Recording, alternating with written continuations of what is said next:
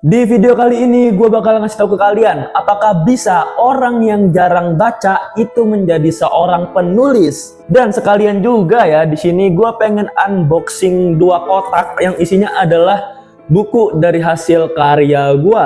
Tapi cerpen sih. Oke kawan, jadi di video ini kalian akan mendengarkan omongan gua doang, ocehan gua doang, sekaligus gua bakal ngebuka-buka ini. Tapi kalau misalnya kalian pengen jawaban singkatnya, kalian bisa langsung ke kolom komentar aja ya, karena gua nggak pengen menyia-nyiakan waktu kalian. Tapi kalau misalnya kalian betah nontonin gua yang nggak ada apa-apanya gitu kan, ya tonton aja sampai habis. Oke, langsung aja gua kasih tahu dulu kalau misalnya dua kotak ini tuh adalah hasil dari karya gua mengikuti lomba cerpen. Dan kenapa bisa ada dua kotak? Karena gua nggak buka ini lama. Jadi salah satu kotaknya ini tuh ada dari sekitar 5 ataupun 6 bulan yang lalu, dan satu kotaknya ini tuh dari 1 bulan yang lalu. Kenapa gua nggak buka-buka? Ya karena gua males bukanya, masih banyak kerjaan lain yang harus gua lakukan. Dan dua kotak ini pun dari event yang sama, yaitu event yang diadakan sama Bara Pustaka. Di sini gue bukannya promosi ataupun endorse atau apapun itu, gue cuma pengen ngasih tahu kalian juga.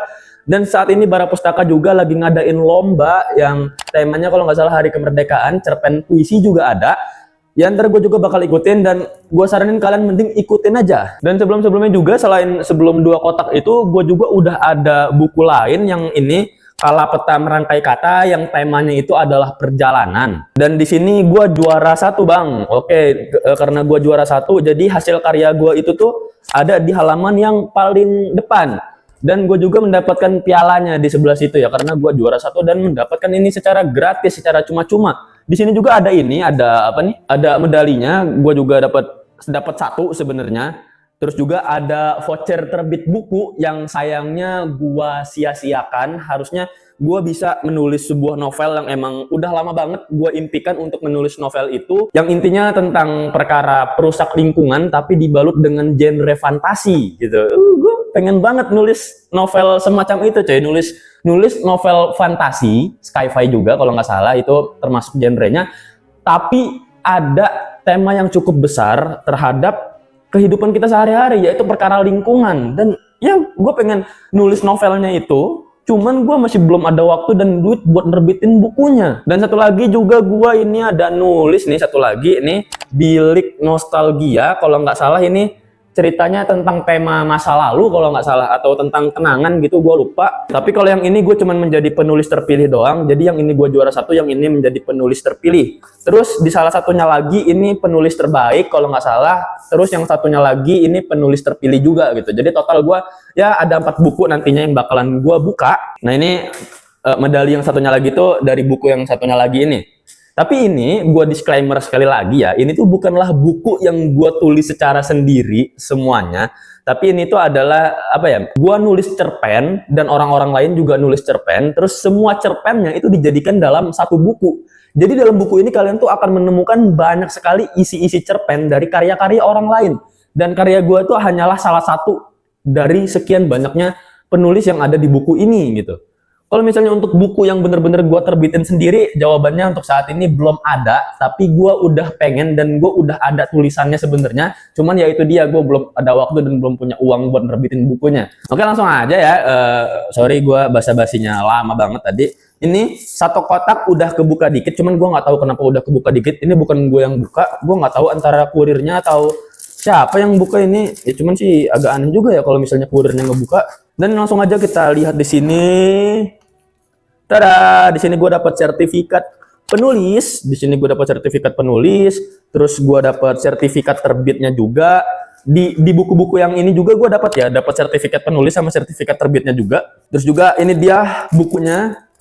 Weh, dilakban weh. Oke, ini dia detik, iya bener ya, detik yang menyusun kita. Ini kalau nggak salah ya tentang persahabatan. Iya, ini kalau nggak salah temanya tentang persahabatan. Dan di persahabatan ini kalau nggak salah gue menjadi penulis terbaik bang di yang buku yang ini. Dan karya yang gue tulis dalam buku ini tuh adalah tentang Pak Sopir. Iya, gue kok lupa inget ya, tentang Pak Sopir. Jadi sebenarnya ada fun fact lagi nih dari cerpen-cerpen yang gue tulis di Bara Pustaka. Jadi setiap cerpen yang gue tulis ini dari Bara Pustaka itu tuh judulnya itu tuh semuanya berawalan kata Pak. Dari yang awalnya gue ikutin, ini yang gue juara satu dan gue tanpa sengaja ikutannya, Ini judulnya adalah Pak Pos, yang intinya menceritakan tentang perjalanan Pak Posnya itu. Dan perjalanannya itu gue buat dia itu mengalami perjalanan kenangan sama perjalanan dia mengirim surat terakhirnya untuk orang tersebut gitu.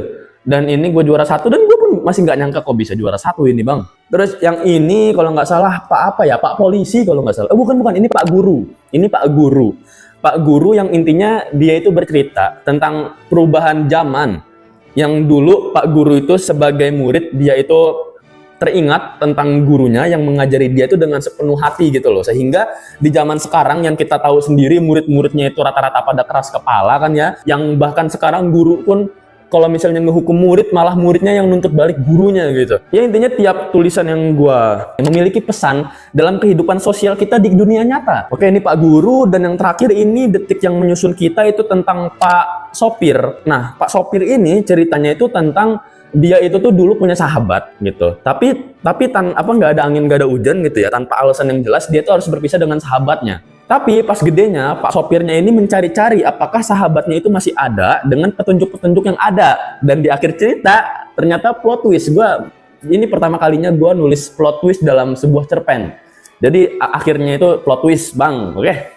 Dan ini syukur-syukur gue menjadi penulis terbaik, tapi gue pengen buka susah banget ya ini ya. Oke, ini dia bukunya. Kita lihat. Gue suka banget ya wangi buku ya. Nggak tahu kenapa kayak wangi kertas kayunya itu tuh enak banget coy. Ini dia bukunya. Dan kita keep dulu aja, kita simpen aja. Terus di sini gue dapat medali lagi, hore, gue dapat medali lagi yang kali ini kain kalungnya warna hijau, gue keep aja. Sama satu lagi ini gue dapat gantungan kunci. Ini ya souvenir, gue dapat gantungan kunci. Oke, itu yang dari kotak pertama, dan ini sertifikatnya ntar gue bakal apa sih namanya, laminating ya kalau nggak salah. Gue bakal laminating supaya terjaga dan terlestarikan. Dan yang terakhir ini kotak kedua. Cara ini dia, gue dapat sertifikat lagi, dapat dua-duanya sertifikatnya. Dan yang pastinya mendapatkan ini apa sih, medali sama lagi-lagi ya, ini emang udah sepaket sih. Lagi-lagi ini apa sih, gantungan kunci.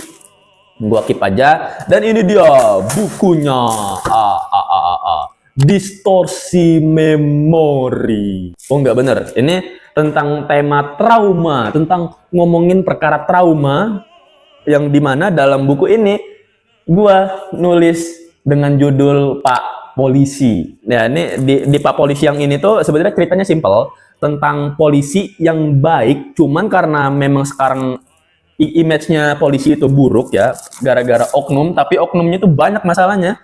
Makanya polisi yang baik ini tuh seakan-akan kayak pengen menyerah gitu. Cuman dia teringat bahwasanya dulu dia itu ingin menjadi penyelamat bagi para masyarakat yang ada di Indonesia, makanya dia melanjutkan sebagai profesi polisinya itu ya. Intinya dia ini trauma perkara image polisi buruk, padahal dia itu nggak buruk gitu loh. Dan ini dia hasil dari bukunya. Total gue udah ada 4 buku.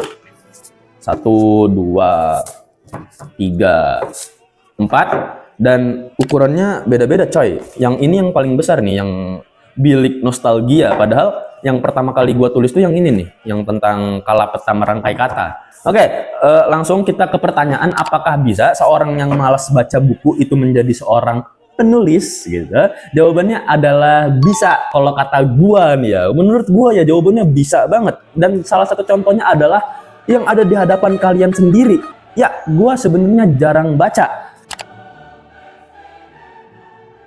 Caranya adalah kalian tuh harus bisa menyampaikan suatu cerita ke orang lain dengan jelas. Ya kayak misal lu contoh nih, cerita ke emak lu gitu tentang misal tadi pagi lu berangkat ke sekolah terus naik sepeda ternyata dikejar-kejar anjing. Misal ceritain tentang sekolah lu yang dengan nama Islam tapi ngundang biduan gitu kan. Ya kalian ceritain aja hal-hal yang seperti itu, entah ke teman kalian, ke ibu kalian, atau ke saudara kalian, siapapun itu. Tapi pastiin kalau misalnya lawan bicara kalian tuh bisa menangkap cerita tersebut dengan jelas. Nah, kalau misalnya kalian bisa melakukan seperti itu tanpa lawan bicara kalian kayak, "Hah? Apa maksudnya?" Lah tadi gimana coba ceritain lagi. Nah, kalau misalnya lawan bicara kalian nggak ada kata-kata seperti itu, kemungkinan pertama kalian untuk menjadi seorang penulis itu adalah berhasil. Jadi dengan cara seperti itu aja kalian tuh bisa menjadi seorang penulis gitu ya. Kalian tinggal tulis aja apa yang ingin kalian ceritakan kepada para pembaca tersebut, kepada para pembaca ataupun target pembaca yang kalian ingin sampaikan. Dan itu bisa apapun mau genrenya bebas, mau isi ceritanya bebas, mau ada maknanya ataupun hanya sekedar hiburan pun ya nggak masalah juga kalau kata gua mah. Cuman yang menjadi masalah kan ya kayak misal tentang gua tadi bilang, perkara morfologi, sintaksis, KBBI, EYD ataupun ejaan dan lain semacamnya. Dan itu kan udah menjadi syarat dasar untuk kalian menjadi seorang penulis. Jadi kalian tuh nggak bisa asal nulis aja gitu loh. Apalagi kalau misalnya bahasa Indonesia kalian tuh salah gitu loh. Apalagi kalian tuh menggunakan bahasa yang tidak ada dalam bahasa Indonesia tersebut. Kayak misal gua tuh nyebut kata BAB, kata lainnya tuh adalah e-bom. Dan e-bom itu adalah bahasa yang gua buat sendiri dan yang gak jelas orang lain pasti nggak bakalan tahu gitu. Atau mungkin kayak gua yang tinggal lama di Lampung tapi menggunakan kata terserah itu menjadi kata basing, ya itu kan jelas orang-orang awam yang nggak bakalan tahu, orang-orang luar sana nggak bakalan tahu, kecuali kalian emang nulis itu menggunakan bahasa daerah khusus gitu. Kayak misal full kalian nulis suatu cerita menggunakan bahasa Jawa, ya kalau emang ada target pembacanya ya nggak masalah kata gua. Tapi ya main amannya ya kalian pakai bahasa Indonesia yang baik dan benar lah. Dan hal-hal seperti itu kalian nggak perlu khawatir karena kalian itu tuh bisa untuk minta koreksi kepada guru kalian, mungkin guru bahasa Indonesia, atau mungkin kalau misalnya gue pribadi itu gue minta koreksi ke ayah gue karena ayah gue tuh ya bener-bener jeli terhadap melihat suatu kata gitu loh. Kayak misal ada tanda koma ataupun tanda titik yang salah dalam suatu kalimat, ya itu bakal dikasih tahu, bakal dibenerin. Atau mungkin kayak ada kalimat yang memang tidak perlu, kayak misal kalimat spoiler dalam ceritanya, atau mungkin kayak kalimat yang justru melebay-lebaykan adegannya, ya itu dikoreksi gitu loh. Atau mungkin kalau kalian nggak ada kayak guru bahasa Indonesia yang bisa diajak diskusi ataupun orang yang bisa diajak diskusi perkara bahasa itu, kalian bisa banget menggunakan AI. Tapi yang dimaksud menggunakan AI di sini tuh bukan 100% cerita kalian ditulis pakai AI, enggak gitu loh. Tapi kalian tuh minta tolong koreksi ke AI tersebut. Kalian upload file dokumen gitu, file Word ataupun file PDF, lalu minta tolong AI tersebut tolong koreksi apakah ada kata yang salah, ataukah ada kata yang tidak sesuai, ataukah ada tanda koma ataupun titik yang tidak benar, ataupun tanda baca lain yang tidak sesuai gitu. Kalian bisa banget gitu. Jadi kalian nggak perlu khawatir. Dan sedikit demi sedikit, kalau misalnya kalian belajar dari suatu pengalaman, maka skill kalian itu justru malah lebih teriris gitu loh. Teriris maksudnya kayak lebih tajam, lebih terasah kan. Ya, misal kayak daripada kalian repot-repot belajar menulis dulu gitu. Misal kayak kursus bahasa Indonesia 6 bulan auto kalian bisa menulis dengan baik dan benar, tidak ada salah ataupun cacat sedikit pun. Daripada kayak gitu ya mending selama 6 bulan itu kalian ikutin 6 event menulis yang berbeda-beda, dan dari pengalaman-pengalaman kalian tersebut kalian ya bisa belajar, oh ternyata sebelumnya salah gua di sini gitu. Ternyata sebelumnya salah gua di bagian temanya, salah gua ternyata di bagian penulisannya, ternyata salah gue di bagian tanda bacanya, ini segala macam gitu ya. Lebih better daripada kalian langsung gas-gasan belajar-belajar tentang bahasa Indonesia gitu. Dan ya gue masih nggak nyangka sih kalau misalnya ini salah peta merangkai kata yang gue nulis tentang Pak Pos ini adalah cerpen pertama yang gue tulis, dan gue diremehkan sama guru gue gitu. Gue diremehkan, emang kamu bisa nulis gitu kan, kamu aja jarang baca. Ya gue sih nggak masalah gitu kan. Ya makanya gue buktikan lah dengan karya-karya gue ini gitu. Dan siapa sangka ternyata first try pertama gue langsung menjadi penulis juara 1, dan gue sih masih nggak nyangka ya. Oke kawan, jadi mungkin cukup sekian video gue sampai sini. Jadi apa jawabannya, intinya apakah bisa seorang yang malas membaca itu menjadi seorang penulis? Jawabannya bisa banget, tapi dengan tips dan beberapa saran yang tadi udah gue sampaikan. Kalau misalnya itu dari gue. Kalau misalnya kalian ada kritikan terhadap video gue mungkin, atau mungkin kalian mempunyai opini lain, ya jangan sungkan-sungkan tulis di kolom komentar. Tulis apa adanya, tulis jujur aja, karena gue orang yang nggak baperan kok, santai aja.